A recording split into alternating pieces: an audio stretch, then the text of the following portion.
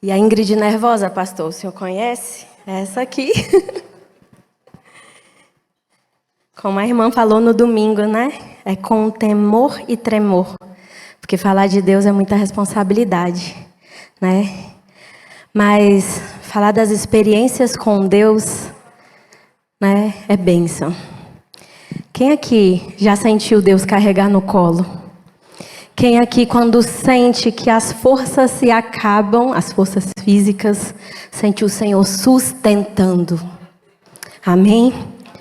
Hoje o que eu trouxe a compartilhar com vocês, e até inicio falando dessa passagem de João 16:33. Eu lhes disse essas coisas para que em mim vocês tenham paz. Neste mundo vocês terão aflições, contudo tenham ânimo. Eu venci o mundo. Amém, glória ao Senhor. E eu queria tratar com os irmãos sobre a fidelidade do Senhor em dias de luto.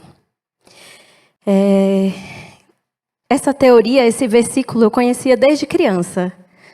Mas sabe quando a gente sabe da teoria e vai viver o versículo na prática? Quando a gente vai viver a palavra na prática? E até então eu nunca tinha sentido que o meu chão tinha acabado até acontecer os dias de luto. Eu vou ler um pouco porque eu andei dando uma anotada para não me perder no assunto. Então, talvez como eu, várias pessoas aqui passaram por processos de luto. E eu venho compartilhar com irmãos dias difíceis que eu vivi no ano de 2021. Como todos sabem, 2021, pandemia, foi aquele período, né, em que houve a nova variante e os índices aumentaram alarmadamente, né, de falecimentos. E como... E nesse ano de 2021, a gente vinha atravessando também um momento muito difícil no casamento, eu e Rafael. A gente vinha passando por um momento difícil e junto a isso eu tive dengue. Os médicos queriam internar, mas pelos altíssimos índices de internação por Covid, no momento acometidos pela nova variante, resolveram me deixar tratar em casa. E diariamente eu me comprometi de ir ao hospital para verificar plaquetas, fazerem exames. E assim aconteceu. Minhas plaquetas baixaram, houve suspeita de dengue hemorrágica, enfim, o quadro não era favorável.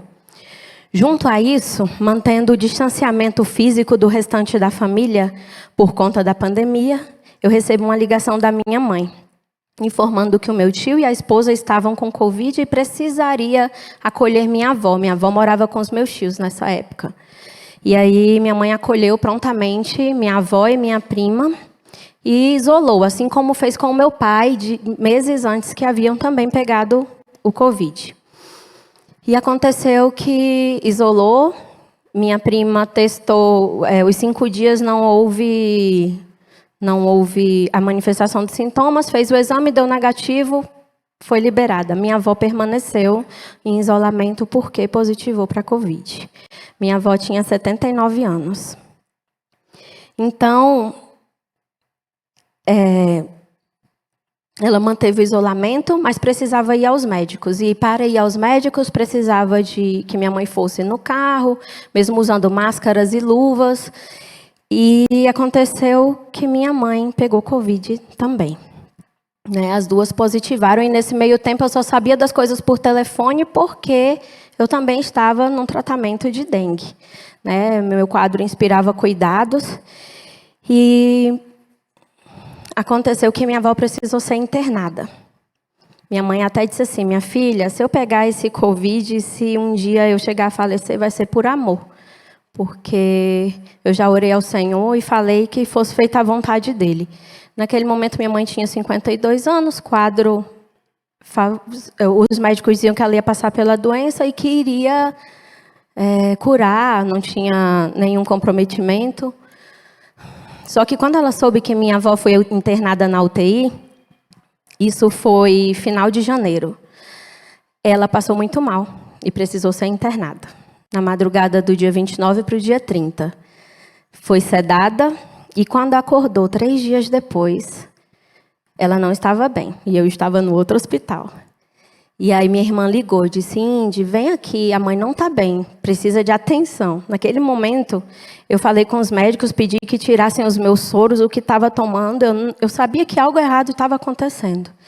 E aí, peguei Uber e segui para outro hospital.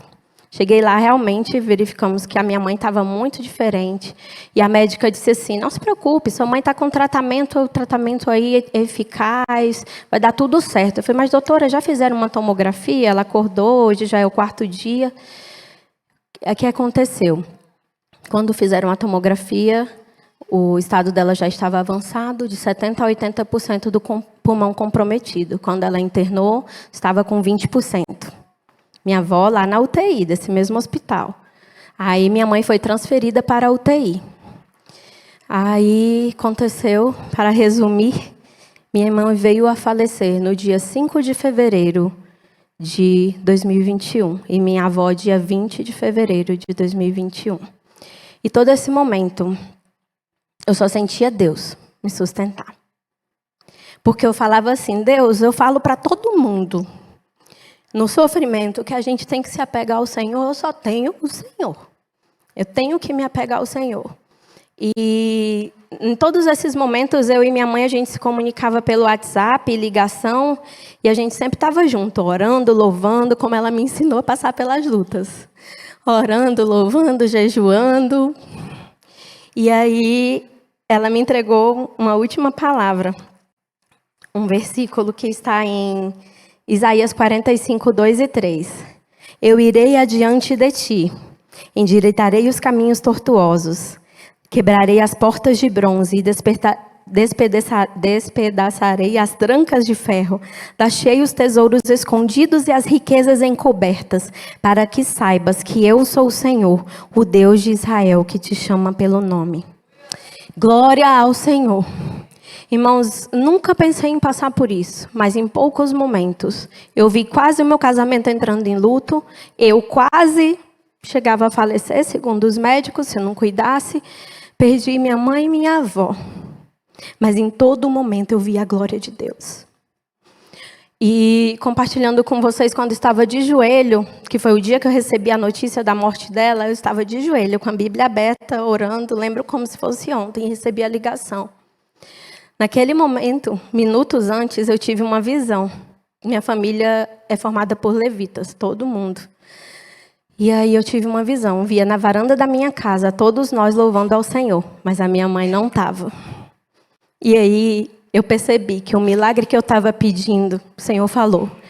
O milagre, Ele recolheu minha mãe e minha avó, porque chegou o momento delas. Mas o milagre somos nós que ficamos.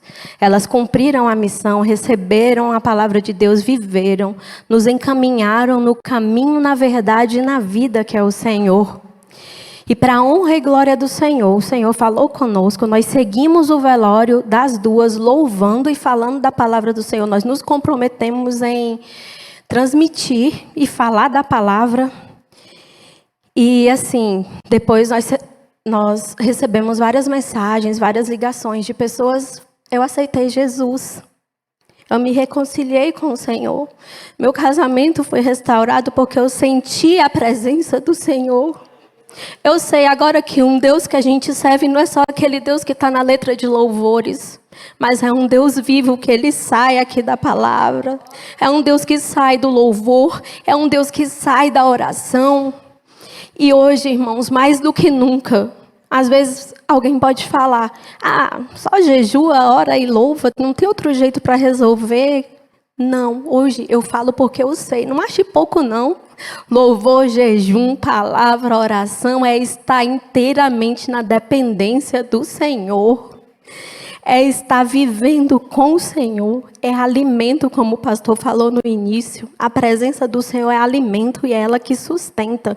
E eu venho aqui testemunhar para os irmãos, não uma tristeza, porque eu choro de saudade, mas tristeza jamais. Porque o Senhor nos criou para nascer, viver, reproduzir e morrer. Nós estamos preparados? O Senhor falou comigo fortemente através desse testemunho. Eu gostaria de compartilhar com os irmãos. Amém? Nos preparemos, porque o Senhor é fiel. O Senhor nos fortalece e o Senhor nos sustenta. 2 Coríntios 12:10. Por isso, por amor de Cristo, regozijo-me nas fraquezas, nos insultos, nas necessidades, nas perseguições, nas angústias, pois quando sou fraco, aí é que sou forte. Vamos falar juntos? Porque quando sou fraco, aí é que sou forte. Glória a Deus. Glória a Deus. Oremos, irmãos. Obrigada, Senhor, porque o Senhor é fiel para cumprir. Porque o Senhor é um Deus que sustenta em dias de luto. O Senhor é um Deus que sustenta em dias de dificuldade, Senhor.